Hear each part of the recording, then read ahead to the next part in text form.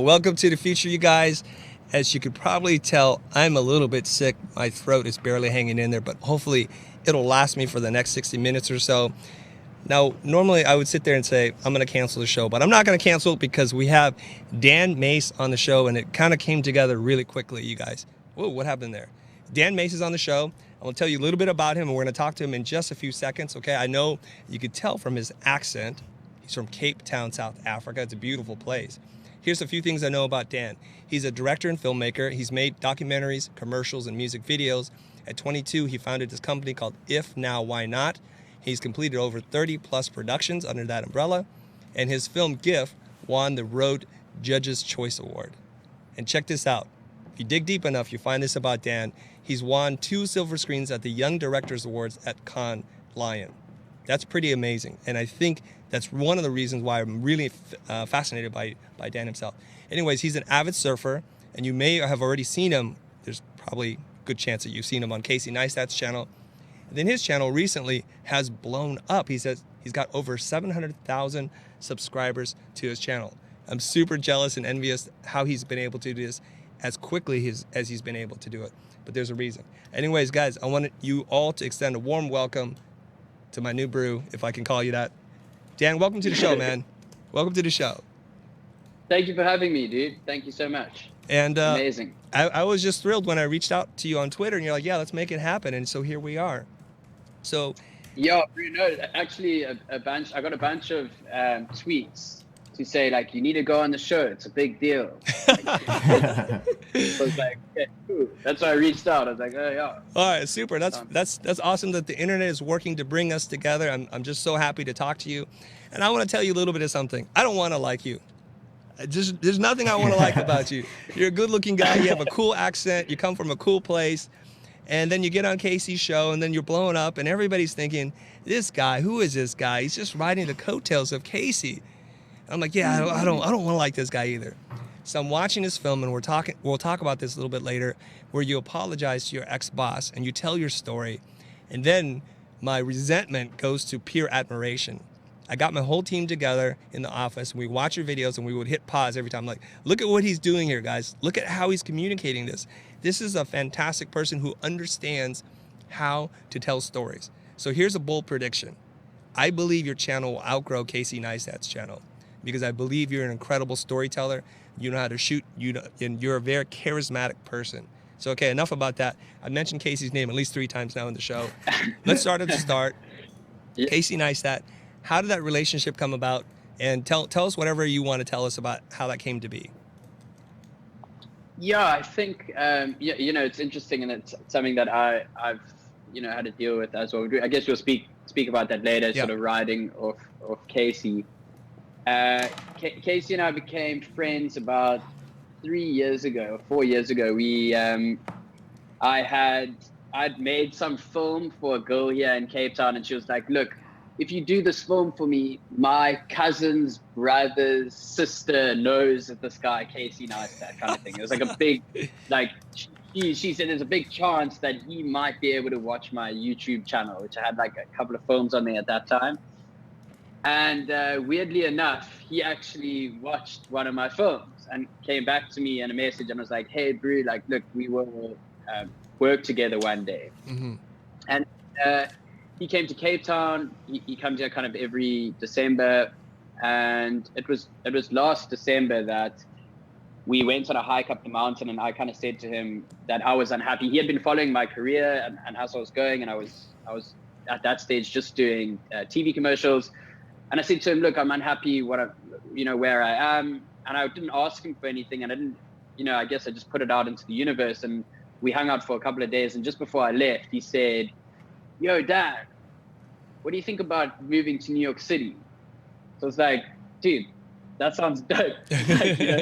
And then literally we stayed in touch, and a month later, I was in New York City, we cruising around together and making films. And it's just like everything sort of happened really quickly. I went to India to do one more commercial, and I got on a plane and flew straight to New York City. I just didn't think twice about it. And everything's just kind of gone so fast from there. How old were you then 3 years ago? Ooh, 25. 25. And you said that Yeah. you weren't happy with your commercial career and you wanted a change, right? Yeah.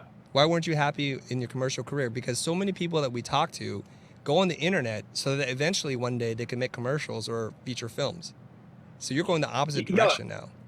I went that way, and that's the craziest thing. So I started off, working my way up as anyone would, and I was bouncing between different agencies, kind of as a freelancer, doing bits and bobs for different brands, and kind of just making ends meet. And then I made that short film that went to Cannes, and I got picked up by a production house here. And then I started doing TV commercials on a smaller scale, and then I did a bigger TV commercial, the one in Kenya. We made the soundtrack out of the I saw that. diegetic sounds. Yeah, and then that one ended up going to Cannes again, and we won a bunch of different awards for that all over the place. And then that really spiked my career. And then I moved over to a different production house.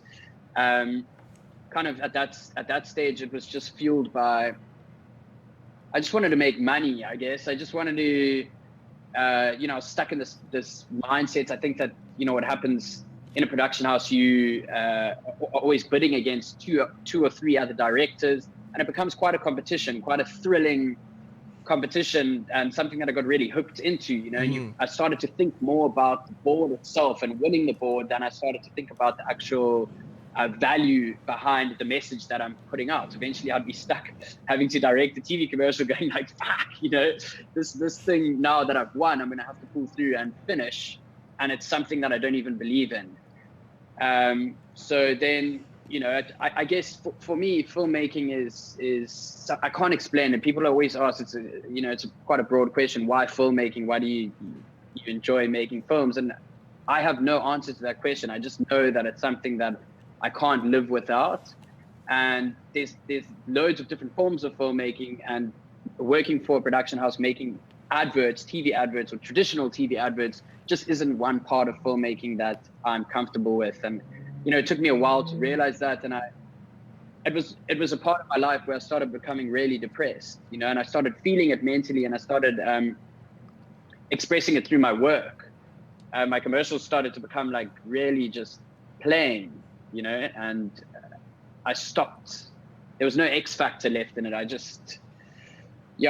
reached that point where I was just going to work, and it kind of felt like what it would be to work in an office doing a 9-to-5 job. I just lost all forms of creativity. Mm-hmm. Was it also a part of it? Because I've been working on commercials now for 23 years. So I see that you're kind of reaching that point really quickly where, at least for me, you kind of get tired of just making the thing that somebody else wants, and it becomes very commercial in its intent, and it's trying to persuade somebody versus something that's part of who you are or self-expression. Can you talk to me a little bit about the mindset of why you were becoming depressed making these things?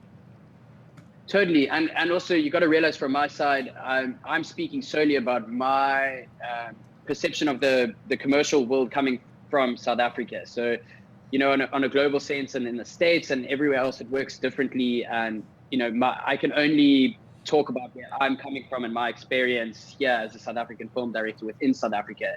I've done some commercials elsewhere around the world. They've all been facilitated through different South African production houses and agencies. Mm-hmm.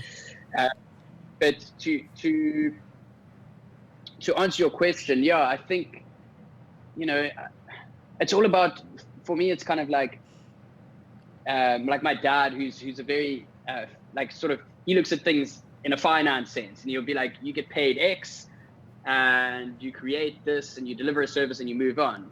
And he can't understand why, for me, I can't look at filmmaking like that. You can offer me a shit ton of money to make a film, but if the film's not going to have value, I can't do it.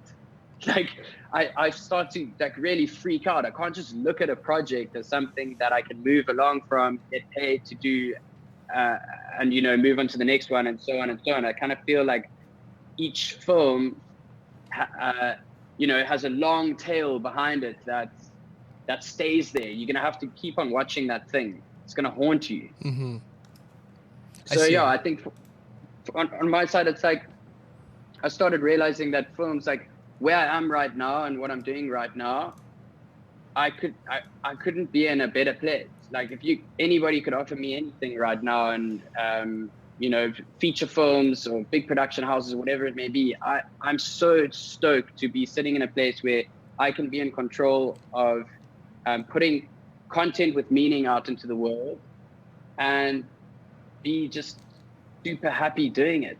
Like I really have a curious interest in my work currently. I love researching and looking into these ideas, and I'm just putting my all into it. I didn't have that before. Mm-hmm. I'd kind of. Well, I love your story. I love what you're saying. It's like you're saying that if you offered and dangled all these things in front of you, like a feature film or a big brand that we all like and love, you have something more than that already, and you probably would not trade that for anything else, which is you get to make the kind of films you want, I think, and be surrounded by a community of people who really appreciate what you do. And that's a super wonderful thing. Now, if you make money doing that, then you've hit that trifecta. And that's what I hope for all creative people, to be able to be in a position where you are at today, or perhaps where you're going to be in a few months or years, depending on how fast you move. But I want to return back to Casey Neistat, because we asked Twitter, asked us some questions. So here's a question from Devar. He asked, what exactly do you do for Casey and 368? Because it's mysterious for some people. I think it's mysterious for everybody. I'm glad that's a question. So 368 kind of has two parts, and I think that it got kind of lost because Casey called his daily vlog 368 as a daily vlog, and then there's the space called 368. And obviously the daily vlog was named 368 to, get the name out there and to get people to start speaking about this 368 as something that wasn't understood yet. Yep. So eventually the agency 368 was then created. So in the beginning, like, I think that, right now 368 is still in a space where it's still very much being developed, and there's a whole bunch of different tiers within 368 and certain things that I can't really speak about.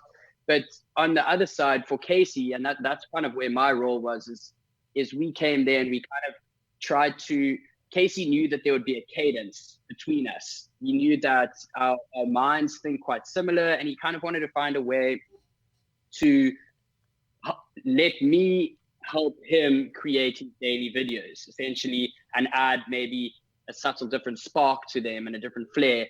And I think what actually ended up happening is we tried a whole bunch of different methods and techniques, and Casey's very, very much similar to me, as his stories can only be edited by him. He tried, and I tried to edit his pieces, and we tried to edit bits, and the story got lost in that, like, the Casey-ness to each of Casey's vlogs is his editing style and his storytelling. And we started to eventually realize that the spark and what we were looking for in the cadence was my character within his vlogs.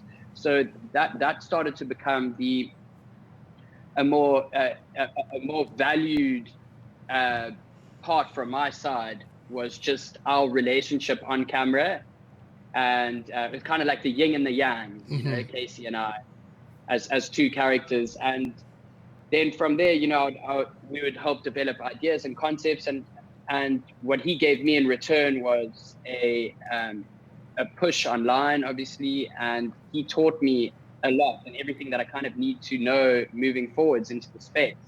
And right now I'm kind of sitting in the position where I'm building my own brand, and I will be going back to New York and continuing working underneath 368. But that's kind of what's to come next. Okay, fantastic. So I have some really pragmatic questions to ask you, because here you are in South Africa and you connect with Casey. He invites you to come to New York. Who's paying for this trip? How are you going to make money? How do you pay for a place to stay? Like, how did that even work? So yeah, I guess in the beginning it was all kind of a trade exchange between Casey and I. Mm-hmm. So there was never any money turning hands. No one was paid. And, he had seen the position that I was in at work, and he wanted to do nothing except really guide me and help me as a fellow creator. Like, I guess, like, I'm a very big give back for Casey. You can call me like the Dan Mace Foundation. Mm-hmm. I don't know. Like, Casey really, he's just really, he saw me here in Cape Town stuck in a rut. essentially, and said to me, look, I can help you, I can mentor you essentially in the space and grow you, and he understands the value that comes with that eventually down the line. Okay, so I guess he saw something in you and he wanted to help you, but money didn't exchange hands. He kind of served as a mentor platform, as a way to help you achieve your goals. So you're basically paying for this entire thing out of your own pocket. Like if I'm a young person, I'm watching this thinking, man, one day I want to be Dan Mace or somebody else's Casey Neistat. How can somebody afford to be able to do this? I mean, what kind of, just talk me through the finances, because I want to make this dream more real for people, make it more concrete. Okay, yeah. So no, Casey he flew me to New York. He did, okay. Obviously, and he covered the apartment and everything like that. I see. But with everything else, I had, from my commercials background, I'd made some savings, and then I also sold my car. And I just went to follow the stream. I knew that, like, I kind of, when it came to, I hadn't taken any brand deals on my channel, and I knew that the most important thing was to grow my following and get eyes on what I'm doing, and then through that I'd be able to make all the money back that I've been invested into being a part of this experience. And yeah, I mean, right now, then I started taking on brand deals, and I found an amazing manager, and I've built a team around me now. And, I just think that everything really fell into place so perfectly. And I didn't think twice about it. The decision that I made before going to New York was like, I'm just going to do it. I don't know how I'm going to make it, but I'm going to give it my everything, and I'm just going to go. I see. So how long did you guys agree to work together? It seems like it's rather unstructured. I'll take care of your flight and your hotel or your apartment, and then everything else is on you. You work with me, and then we'll figure out our cadence, and ultimately that evolved to you being a character on the show, so to speak. And did you guys have a plan in terms of, okay, do this for 3 months, do this for 6 months, or what is the I don't know, not a contract, but the agreement that you guys had with each other? Yeah, it sounds so crazy. If a little anyone bit. in the it's definitely not something that anyone would just jump on and do. But Casey, I mean, we had spoken about it. There's something in Casey, like, I'll always trust him. He's just got this incredible nature around him. And when I arrived, he kind of said, look, I mean, you can stay for a week, you can stay for a month, you can stay for 6 months. This is, I could walk out the door whenever I wanted to. There was no contract. There was no deal. I see. What we were doing together was kind of our both best interests, so there was no one was ever feeling pressured to do anything or not, I except for the Tech Review Tuesday intro, which I still haven't finished. Okay, I just want to let you know there's a bunch of people watching on YouTube right now. There's a person in particular, I hope I say his name correctly, but it's Utski. He says, as a Kenyan, I can tell, Brew, that the Tusker ad blew people's minds. Way to go, Dan. So there's a lot of your fans and friends in here, so they're commenting Brew everywhere, all over the place. So just letting you know about that. How do I see them? What's that? Hey, Brew. How do I see these people? If you go onto our YouTube channel, you can check the chat. You can check the live stream later if you wish. But we prefer that you stay in the conversation with us. Jonathan, Mark, and Erica are a part of the team here. There they are. They're monitoring your comments, you guys. So if you have a great question for Dan, or you think I need to push something, whatever, just make the comments. And if it's a good question or comment, Jonathan will ask it.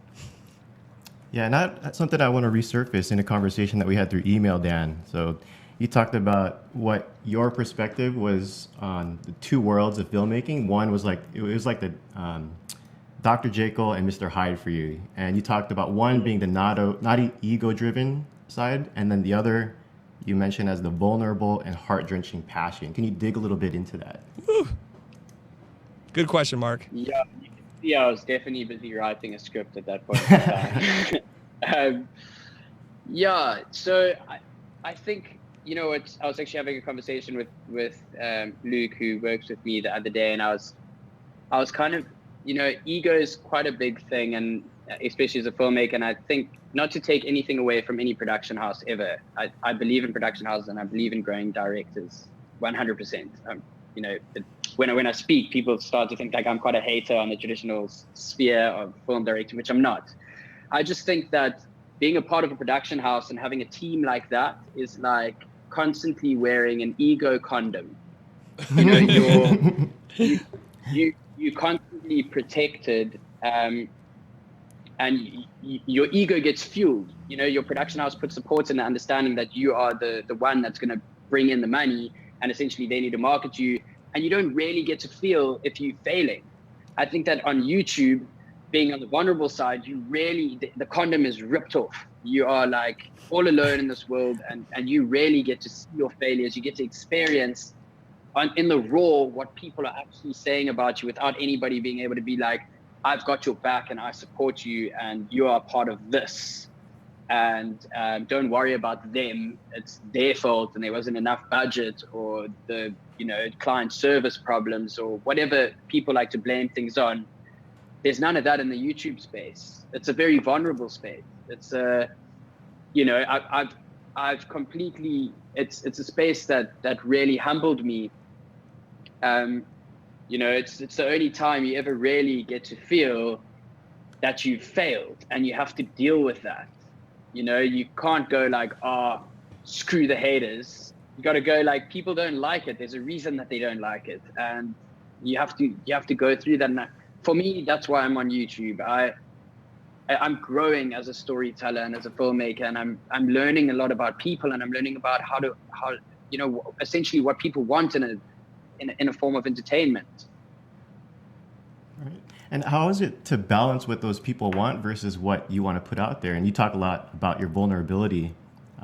Is that part of how you kind of communicate your story?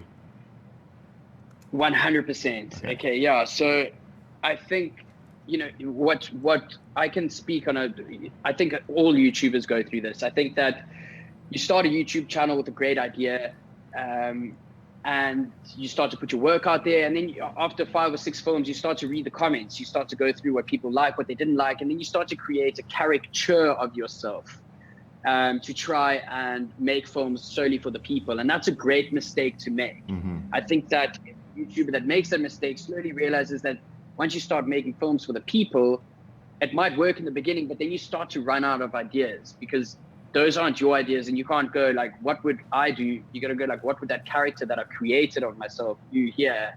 And it becomes very hard to sustain an upload. And I think that that's where the YouTube burnout essentially comes from.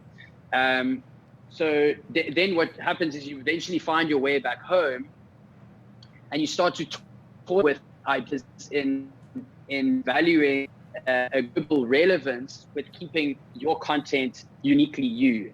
And I think that that's the most amazing thing. And I think Casey was the very first person to showcase a form of unfinishedism, if you want to call it that, perfecting the art of imperfection, showcasing the difficulties of being able to try and perfect every shot in a daily vlog. And I think that was a large pull to the way that people appreciate his films. And it was very easy for him to sustain the upload in that way, because he could just work with impulse, showcase his direct rawness from the ground up. And anyone can get there. I think the only way to get there is to lose yourself a bit, start to make films for the wrong reasons and for the people, and then eventually find your way back home. And audiences are going to come, they're going to go, but when you're kind of riding a good wave and you're telling a great story, people follow that. They want to be a part of what you have to say, because I think that there's so many adverts out there, and everything's been photoshopped, and we're trying to showcase the best form of everything, that someone can see when you're trying to be false and you're trying to advertise yourself for some form of fame or whatever it may be. Hey, I want to follow up with that a little bit, because something you said was just like, okay, I understand what you're saying, and I think I want to make a more kind of refined comment on this, which is, you were saying if you read the comments and you do what people want you to do because that's what they like, you kind of lose yourself in the process. It's some hyper version of yourself, and it's hard to sustain. But at the same time, as you're developing a personal brand, Dan, you're putting your energy out into the world. But it isn't, I think, in my opinion, until people tell you what they see and hear and how they feel, that you understand what connects and what resonates. So I just want to get really meta right now, because I have my opinions as to why I think I like you. But I wonder if you know why I like you, or why 700,000 other people have hit that subscribe button. So what is it that you think that's about your brand or your message or your ethos that resonates with people?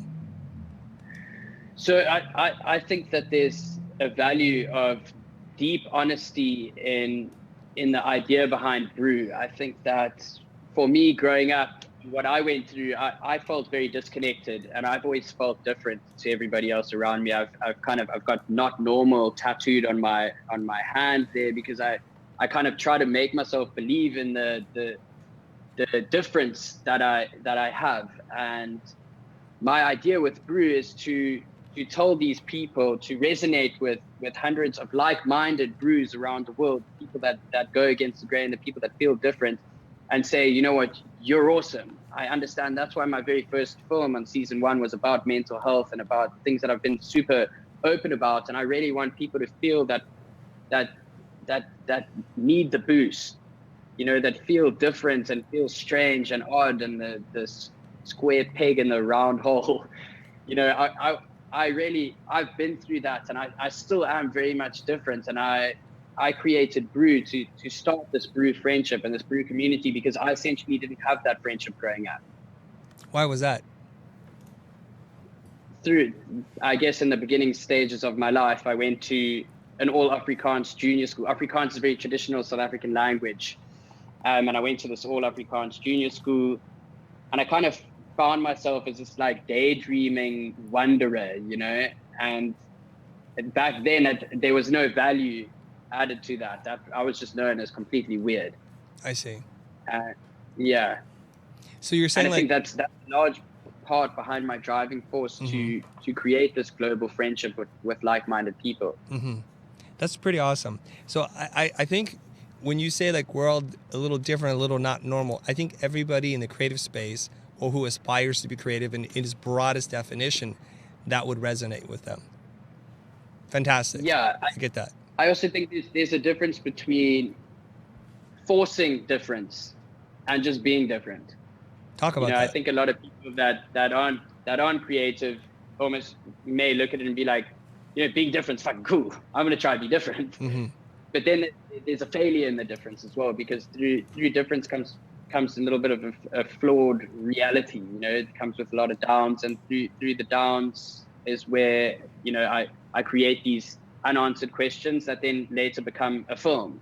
It's the way that I conclude my unanswered question, is through, you know, writing it down, going through the motions and putting it into video and adding music and cutting it up, and then I'm like, aha, answered it, you know. Mm-hmm, mm-hmm.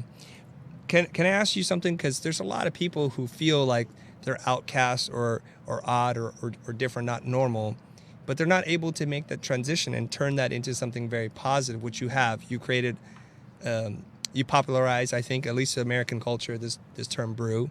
You've created a company around it. You've built up your own personal brand and a YouTube channel around it. So I'm just curious, because a lot of us can go into two paths. We can go down a dark path of feeling like the outcast, or we can turn it into something positive. Was there something that happened in your life, or a book you read, or an event or something, a person who helped to shape your worldview so that you were able to turn something that is kind of negative into this kind of positive global thing that you're building? Yeah. So I think the first time that, it was about 3.5 years ago, I got struck with depression for the first time, like really hectically. And I had no idea what this feeling was. It felt really strange. It felt like I didn't want to get up in the morning. It felt like I had no drive. I'd had filmmaking in my life at this time. I had friends. I had every reason to be happy. Mm-hmm. If you looked at my life from the outside and looked in, you'd be like, why is this person sad, right? But it felt like there was this overwhelming sensation of darkness, and I couldn't understand what the hell was going on until I went and I reached out to a professional and understood that I have this thing called depression. So I'm like, fuck, what? This sucks, you know? Oh my God, what is going to happen? What does it mean? Like, you know? And I had all these questions about it. And then I wrote a film about a character that uses the negatives in his surroundings, being the violence and the crime, and uses the sound of that to fuel this level of dance. I made this film called Gift. It was a 3-minute film.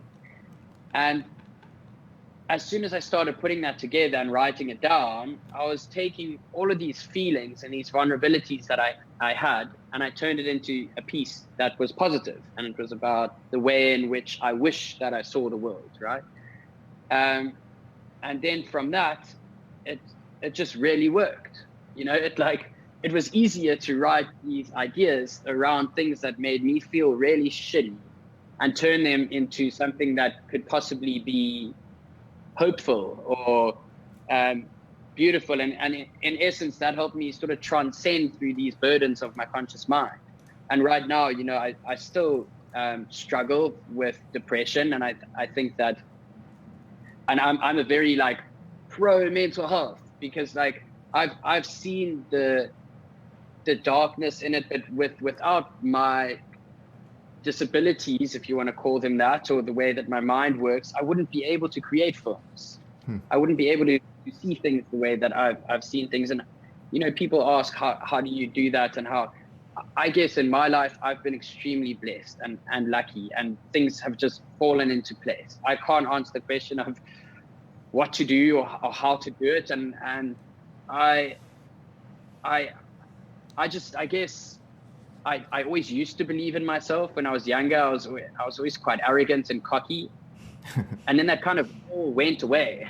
Like, it just disappeared. I was like, no, come back. You know, I need some of that. But, you know, I've kind of slowly gaining confidence again and getting myself back on track. And yeah, I wouldn't redo anything. I think that everything's kind of worked out really great, perfectly. Touch wood. Mm-hmm. You guys have wood. I don't have any around. Oh wait. Well, I think what I love the message that you're sharing. What is that you're holding up? What was that? That was a piece of wood. Do you guys not touch wood for bad luck? Oh yeah. Knock on wood. Yes, yes. We see that again real quick. We knock on things all the time, even though they're not wood. It's just an expression. Yeah. So knock on wood. I actually have wood So there. what it sounds to me like is that you found an outlet for the depression and the darkness that's inside of you in your art and your film. So when you write, it's kind of therapeutic for you, so that it's not self-medicated, but it's like your art form is a way for you to share a positive feeling and take some of the darkness away. Sounds like that. And I think, for speaking for myself, and I'm sure I'm not alone in this, that people love your honesty, your transparency, your vulnerability, and how you're able to articulate like what you're going through in the moment right there. So like you're being very present to what's going on and not trying to make an overly produced thing that makes you necessarily look good or bad. It's just, this is what I'm going through. Now, a lot of people do that, but what they don't do is they don't put the art, the editing, and I see like a lot of stop motion animation, like you really make an effort to do this. And that's why I stopped disliking you, because I looked at your videos. I'm like, this guy is really making an effort. There's a plan here. He's really producing these things. It's not just like, oh, here's a big pity film. Feel bad about this, and you spin it, and you're very clear about your mission and the way that you open things up to your show. There's a format. Like, I know you know what you're doing. I can tell that this is not his first rodeo. He's not some amateur making a YouTube video. So there's a lot more behind that. Anyways, Thank you. What you guys want to say something? Yeah. Scrapbooking. What do you call it? Stop motion scrapbooking. Motion scrapbooking. It's an excellent technique, and I really like it. And I want to say this. I want to say this for everybody that's watching this who knows something about us. I've worked on commercials for the biggest brands, and our whole company for the past 20-some years has made commercials and music videos. But when we got onto YouTube, we just make videos kind of like, okay, this is what we're going to do. And then I see your videos, and I turn to my team, who are amazing. They can do things that I can't even think about, like in terms of how to pull it off. It's like, why aren't we putting the same effort into our videos, man? We're just hitting record, and here's Dan. Like, we could do this. We do it for other people, but we don't do it for ourselves. And that's why I love your story so much. And it's like you're kind of bucking the tradition, the standard of going down that rat race where you're trying to be the next biggest director, and then you go from a small town to a bigger town to a bigger town, and you keep going down that path until eventually you're picked to do a movie or something. Like, you're making your own movies on your own terms, and I love that, and that message really connects with me. Okay, Jonah, what's the question from the internet? Yes, so people are wondering, what's your process like when making a video? I generally, can you hear me here? Yes, we can hear you. I've lost you on one of my earbuds. Out of Wait, power? let me just plug it in. Yeah. Juggles, eh? This is YouTube. It's live, man. No, At least you got two. I don't. No. My process, I always write. I start off with writing, and you know, the difficulties. There's beauties with it, but there's also difficulties. The difficulties come when you plan for certain, you know, a beginning, middle, and end. So that's all written down. But then generally, the beginning is always in my control, because the beginning will always be a premise that's set. You know, so I can control that. But then the middle, the main part, you have no control over. And, you know, coming from, as you would understand, as being a director, where you have complete control. You have complete control over your characters, and you know, you can chop and change certain things if you want. But now you're dealing with real people, with real situations, with real egos, and you're also trying to be a good person. At the end of the day, you can't just stand there and scream. So yeah, it becomes very difficult. So I script versions within the middle section. So if things aren't working, yes, we definitely do reshoot. Not everything is a first take and first hit. You know, there are moments, and I'm still learning as a film director, as a YouTuber, to really, you know, work with the things that I have in their bare minimum form without trying to force. I've still got a lot of director in me that tries to want to make everything as great as possible, which is, you know, driving me and my team into the ground, because we're trying so hard. Mm-hmm. And what do you do, like, with the things that you can't control, that you can't script? Like, some of your videos are documentary style, to where, like, it's not in your control for sure. And there was this video you did with a guy named Alex, I believe, from Twitter. And you told him, like, you're trying to find him a girlfriend. And yeah, like, things weren't going well. And then he was just, like, in a slump. And you're like, dude, you can't do this. Like, my film can't end here. And you tell him, like, to hit up this one girl. How did that come about? Okay, so that was actually all real.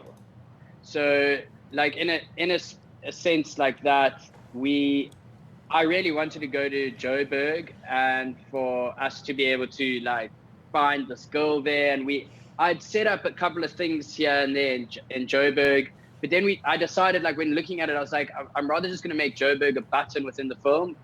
Once I'd realized that at the end he actually had a girl, because in the beginning it would have been, you know, to try and lengthen out this Johannesburg scene and hopefully showcase a little bit of narrative. So I'd shot little bits of pieces to string together as like a troubleshoot, because I saw that things weren't going well. But then at the end, when things started going well, I was like, you know what, I don't even need to really put Joburg in. And Joburg was more of like a flex. It was like, we went to Joburg, you know. Mm-hmm. So I guess what happens is it's a lot of, like, if you had to see the script that I write in the beginning, you lost audio. Yeah, I can still hear you. Okay. Yeah.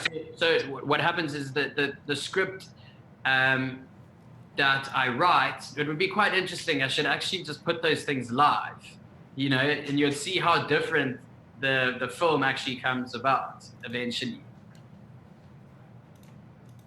Like, okay. I have follow-up questions. I can extract his process for you guys. Don't worry. Hang in there. Everybody wants to know your process, man, because they like the films and they're like, how do I make that same thing?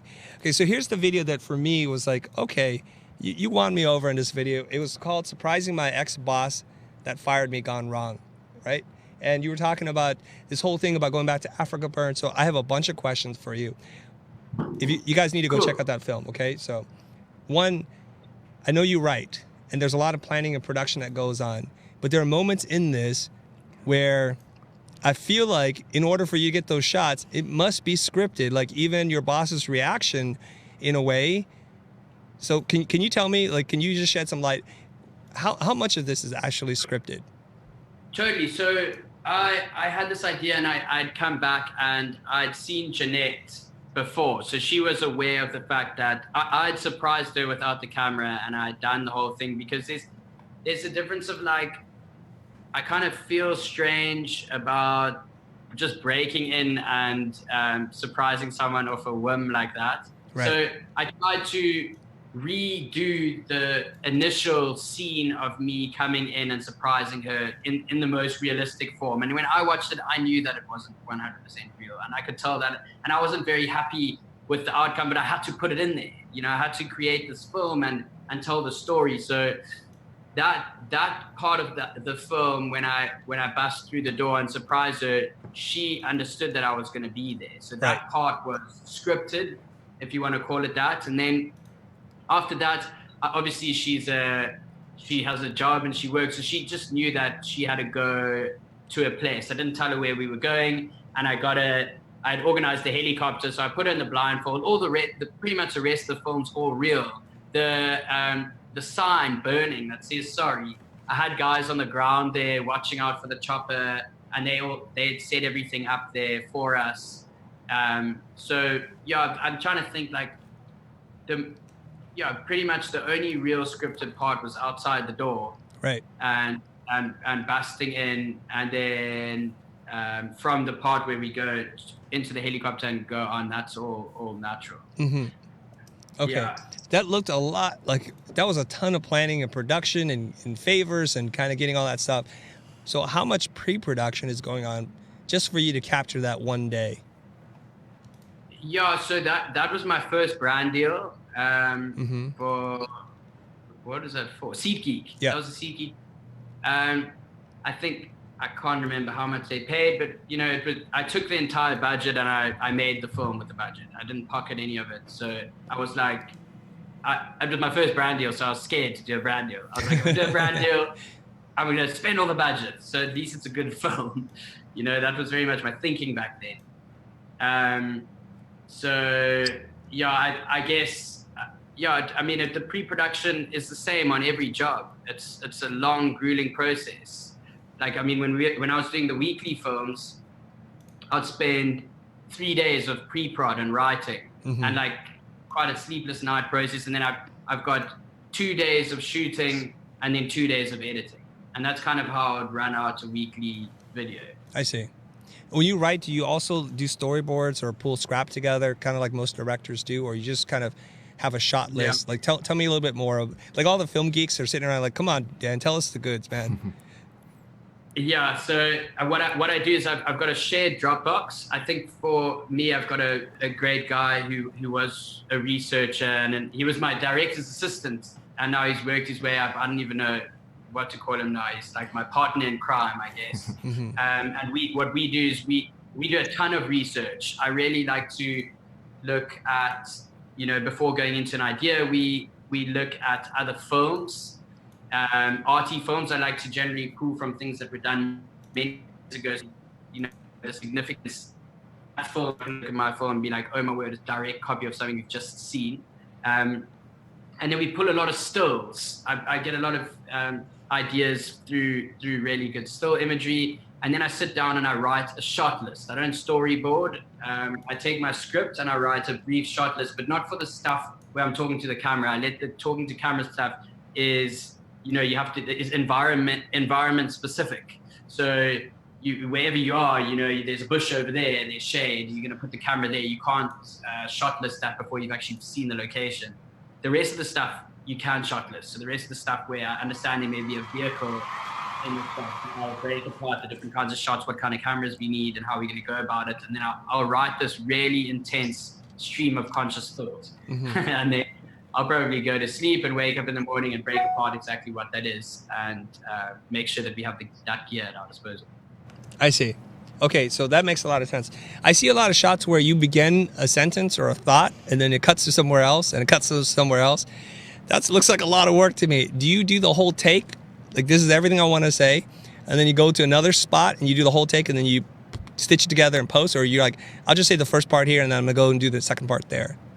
Yeah, no, we only say one part in each location. I see. So it's like, I keep on saying we, because I've got a team now, you know, I'm like, Luke sitting over there, like, anyways. I guess I know exactly. So for me, the whole thing is like, these films are like rhythm for the eyes, you know, it's like having a conversation with somebody. So you would notice how like I speed up bites of the film and then I slow it down when it needs to be slowed down, but I try and keep it moving forwards constantly. And that's when I'm having a conversation, especially if the conversation is quite boring, then I'll make sure we're moving location quite a lot, and we'll move between something that's quite kinetic to maybe something static, and we'll like shift the camera, we can like add in a sound effect there. So it's all quite conversational, so that even if people don't want to hear the shit that I'm saying, at least you're gonna watch. Right. At least, okay, yeah. Yes, you do that really well. I think people who create content for YouTube understand that you got to keep the pace moving, because otherwise people get bored and they lose their attention. You mentioned your team now. How many people in the team? How are you able to pay for these people, or do you pay, or they just kind of help to contribute because they're friends? So I've got Luke, who started as a director's assistant. Or as like an intern here. Basically, it's not expensive for me to have an intern, and then now he's kind of working his way up the ranks, and I pay him a monthly fee, and then I've got my manager Willie Morris, who's probably watching right now in New York. What's up, Willie? Yeah.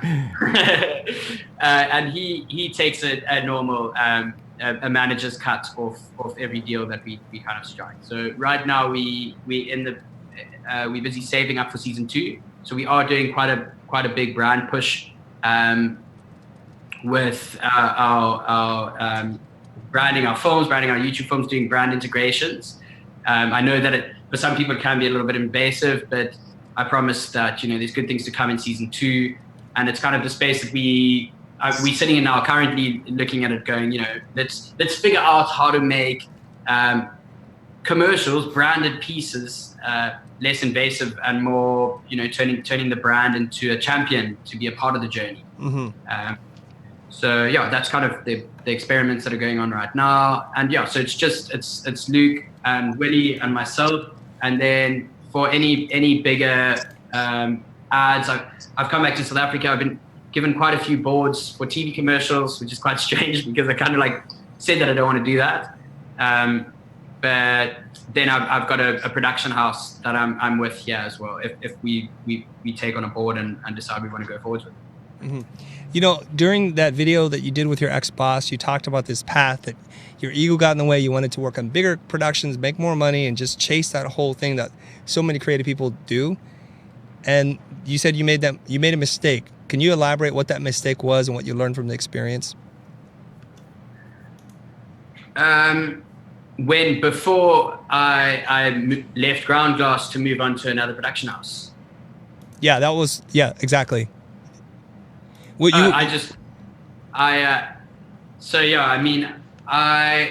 got an offer at another production house, and I kind of put all my morals aside and my friendship for Jeanette, who runs Ground Glass, where I am now, and she's the lady within the film, and we became great friends. We traveled to Cannes a couple of times. We did Berlin, and she did a real big marketing push with me, and we did Kenya. We did that amazing ad, and I think like really great films come from great people, and I think that great relationships. And we had a real sincere, honest relationship. And then a bigger board had come in through another production house, and Jeanette and I had such a great relationship that there was no contract ever signed, because she thought I'd never leave. Mm-hmm. And yeah, I pulled the complete dick move and turned around and went and chased the money. And it went well. It went great for a little bit. I was riding this like fast horse, and I was like, woo! I'm the greatest. Look at me. And like that quickly just went away with the moment that I looked around me and noticed that I just didn't really have any friends left. And like I was making like the worst decisions to try and be the coolest person in the world.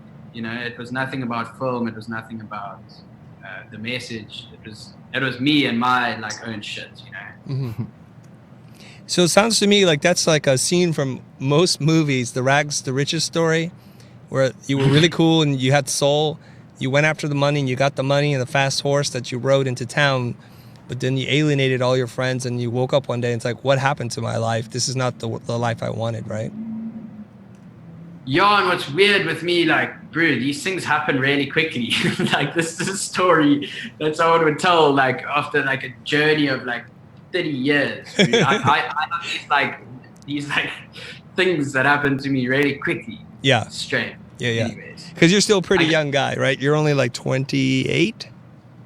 28. Yeah, you're only 28. So this journey, that sounds like it took 10 years to do, happened probably in 3 months or something in your timeline. Things move like really a fast. year. A year, Like okay. 2 years. All right, very cool. Okay, I have another question for you. In that video, and you talk about this a lot, and I think you've done a fantastic job of communicating your mission, your philosophy, your worldview in Brew. You talk about it all the time. It's how you begin your videos. But then there's something that you say in that film where you said, like, I want to find the brew inside me. And I kind of interpret that as many things, but what does that mean? So, like that's exactly what I was saying from before. It's finding this young, ambitious kid that was like really comfortable in his skin for being different. It's almost like I should have rephrased that, like, coming to think about it. Like, I want to re-find the brew in me. I think that, like, what happens is you grow up, and in your younger years, you kind of feel okay in your skin. Like, you kind of believe in things. All these other problems don't exist. And then you go out into the big, scary world, and like all these issues and all these things and all these external forces really start to pull away from like a true intention and who you really are, like the true small ego that exists within you, and I guess that I'm still very much looking for the person that I am. I can't, right now sit here and say who exactly Dan Mace is. I think that process takes a very long time, even for me. Like, I think that It'll be like 2 years. I'm really trying to. I'm on a journey of self-discovery, essentially, and these films are helping me do that. And what's even more awesome is that I'm taking people with me on the ride, and I promise to showcase as much vulnerability. There's always going to be an edited version of myself, as that's what it is. And if this is the only way to be unedited is live like this. I think that in my films, I'm always going to have that director mindset and showcase this form of myself. But I promise to always try and showcase as true as possible form of myself with really good lighting. And a good lens and a good camera angle, right? Yeah. And like when I'm feeling after I've done some exercise and had a nice shower. Yes. I mean, my goal, and that's what it is, and I strive to really be as honest as possible, and really, like, there's a difference between like too honest and trying to be too preachy. I think I did do it in some of the season 1 episodes, and now I'm focusing on trying to just be 100% me and go into things and be like, this is what I'm dealing with, and this is how I'm going to do it, without going like deep. I don't want to be the deep person of YouTube, like, oh, there he goes again, there's another deep episode. Like, not at all. I people will know that there's struggles there, but I want to showcase the cool shit. It needs to be entertaining. I want to have fun. There's nothing wrong with going deep. I think wrapped inside the film vehicle that you've created, I think it can be entertaining and be soulful in its message. And I think that's what makes you unique. I have to ask you this kind of very human question here, and hopefully you could be super self-aware about this, but how has growing your channel and being recognized as this guy, how has that impacted you, and knowing that you are actually reaching out and touching people's lives? Because I watched part of that film where you asked 100 people from around the globe to participate, and they're sharing these testimonials with you. How does that impact you as a creator? Yeah, that's an interesting question. I think, if I was maybe a little bit less experienced and younger, I think it would have gone straight to my head. I think I would have gone out and made T-shirts with my face on them, and like stood in Instagram with my shirt off and just like flexing hard and be like, girl, look at me. But like, I think that, I've gone through the process where, I've had to really humble myself and I think that it's with that, what you're saying, you don't also see that there's like a lot of other side of things and a lot of like people that disagree and hate and that. And I think ultimately I reached the point where I was just so happy to be able to create work with value. And for me to go home and know that the work that I'm creating and it's valuable keeps me sane. And like, yeah, it gets a bit like, you know, people reaching out. It's weird because it seems like these aren't people. It's like you don't see them, you can't feel them. You know, it's a message on a comment on YouTube or via email or whatever it may be. And a lot of the messages say like a lot of the same things. So it's a strange thing. I guess I'm still wrapping my head around it, but I've been very self-aware to not let any form of fame, if you want to call it that, go anywhere near to me thinking that I'm better than somebody else or that I think that I'm very cool, because I've done that. Okay, I've been that guy. Yeah. Where I'm happy where I am, and I'm happy wearing all black every day. The same thing. Us too. Apparently. Yeah. You do, yeah. Well, check this out, you guys. I tried to dress to my guests, so I assumed you would wear a white brew shirt or something like that, or maybe not, I don't know. And then here you are wearing a white hat and a black shirt, and I'm coming in with a black hat and a white shirt. We're like yin and yang here, spy versus spy. Okay, you know, Frank Tran wants to ask you this question really quickly. I want to get through a couple of questions, so really super short answers now, okay? One is, he's like, so after you went through this transformation and self-realization, did you get your friends back? Yeah, I made new friends. Oh. I made yeah. So yeah, I lost those friends. I just made new ones. Yeah, something like that. Okay, cool. All right, I have a couple of questions from Twitter. They submitted these earlier. So here's the question here. It says, how do you define success when it comes to your films? Is it the views, the conversation, the engagement? What is it? It's a bit of both. I think that anybody that says that views and comments and engagements don't matter is just being stupid. Like it says then you would upload your film to Vimeo, or you would upload it. Oh, dick! There goes that sponsor. Yeah, Vimeo's on our S list right now, so that's cool that you said that. Oh, that's right. You know what I mean? Like, I know what you mean, 100%. You would put it on a flash drive and watch it yourself. I think that people only use YouTube because you want to use it to showcase your film to people. I think that sometimes I feel a little bit guilty in a film that I haven't tried very hard and I've shamelessly plugged something or clickbaited and I get a lot more views. Yeah. That's a successful film. I think it's all about yourself. There's a lot of films that I like of my own that don't have as many views, but they're kind of sitting in the middle. And, you know, I'm happy with that. And it's been a good film and the feedback's cool, and that's kind of how you establish it. Very good. Thanks for that answer. Here's another one from the Alpha Matt, and he's like, what part of your career did you learn the most from?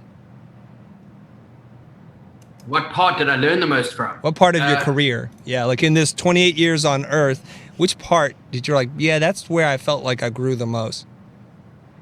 Oh, definitely, in the last 6 months with Casey. So that gamble paid off. Thank you for that short and sweet answer. I like that. All right. Do we have to get off the air pretty soon, but Jonah, are there a couple of quick questions that we can fire away, or are we good? Yeah. Then I'm going to do my summary.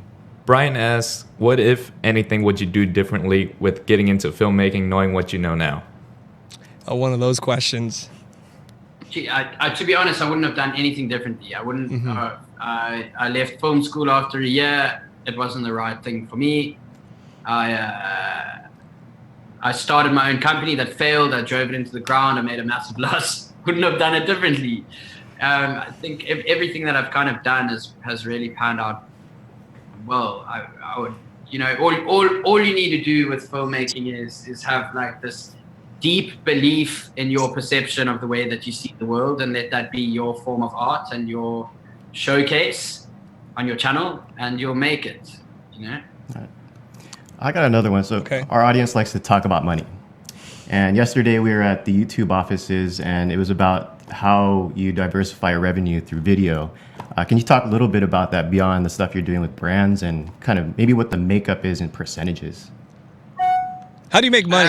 That's Yeah. what Mark wants to know. How do you make Just money? Ask him directly, man. How do you make money, man? How do you pay for your life?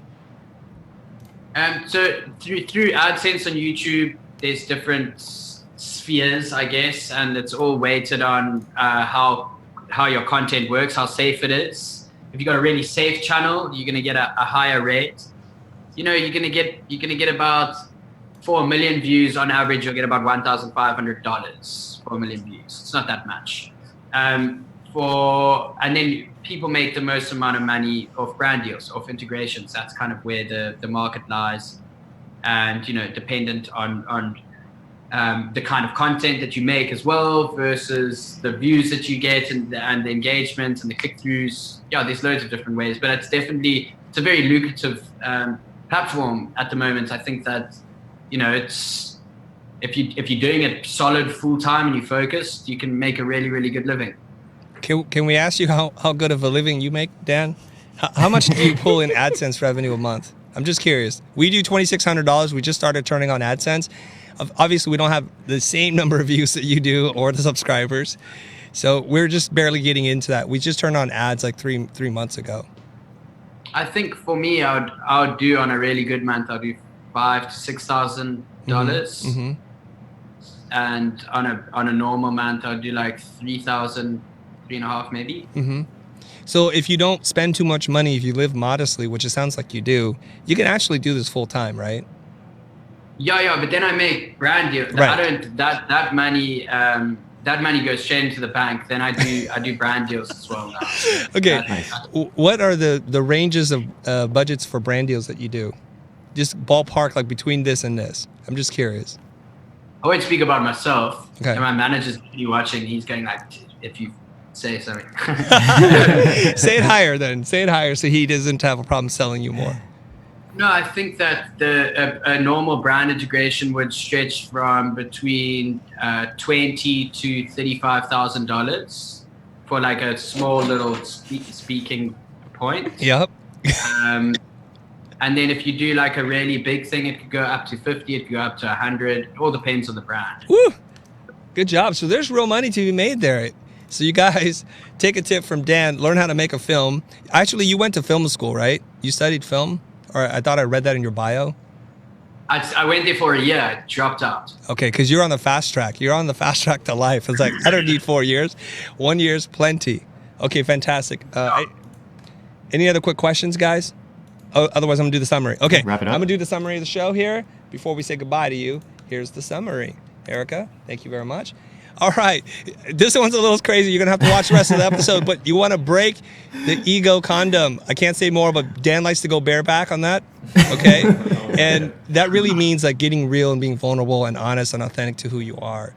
And he cautions that if you listen to what others want from you and you do that, the danger is you become a caricature of yourself. And what he learned from Casey, among many things, I think, is how to perfect the imperfection and letting it go. Kind of take off the director's hat a little bit in trade for being more authentic. To learn to embrace not normal, and I think that's what his whole brew movement is about, that there's a place for all of us, and he's trying to build a community and a safe place for that. And he talks about his style of editing and filmmaking, and I just like the way that sounded. Rhythm for the eyes. All right. So finding the brew inside of you is a process of self-discovery and self-acceptance. Of course, Dan is still on that journey himself. It'll probably take him at least 2 more years to do that, to learn how to be 100% you. Now, before we say goodbye to Dan and everybody else, I just want to thank everybody for tuning in, especially Dan Mace and Willie for making this happen. Love you guys, the sustaining members, and my amazing team. This is how you get in touch with, whoa, sorry, my slide deck is going out of control. This is how you get in touch with Dan. I believe Dan Mace has been taken, so there's an extra N in there. But the normal spelling of Dan is just danmace.com. If you guys want to pick up some brew merch, you can at brewworldwide.com. And it's 100% recycled cotton, something that's cool. Changed. Has it changed? I think so, yeah. Oh, I got that link from your website, from your details. But it will be out soon. New merch, new hoodies. All right, new hoodies, new merch, new cool stuff. You guys can support him. I think it's been a fantastic opportunity for us to sit here and talk to you, Dan. I want to thank you. I think we're going to get out of the show. I got to play some music, right, Erica, or do we just talk? No, we just talk for a little bit. Let's cut to Dan. Dan, is there any last little thoughts that we should have asked you or anything that you want to say before we get off the air? When will I be able to like watch this thing back? Right now, it's already up. We're live streaming. So, you know, like I want to watch and be like, dude, I shouldn't have said that.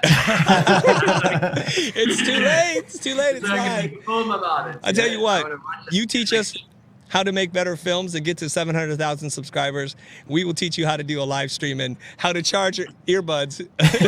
That's it, you guys. Oh, dude, sorry about that one. Yeah. No, all good, all good. Here we go. We're out of the show. Thank you very much.